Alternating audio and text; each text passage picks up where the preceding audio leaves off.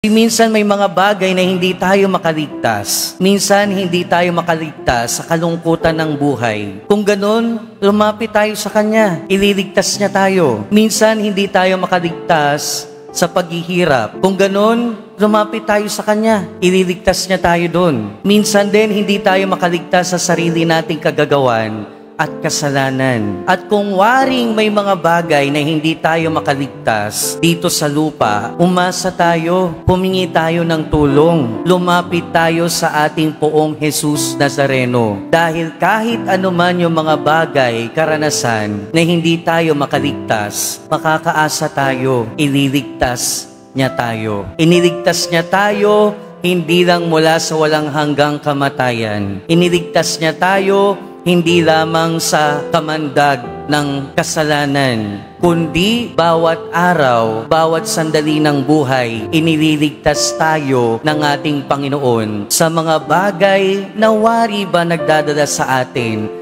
ng kapahamakan. Kaya sa pagpapatuloy ng ating buhay, mga kapatid, patuloy tayong pinapaalalahanan ng ating mga pagbasa. Ang ating tagapagligtas, ang ating Mesiyas ay ang ating Panginoon. Patuloy nating hingin ang Kanyang tulong upang patuloy niya tayong iligtas sa kahit na anumang bagay sa buhay natin. Amen.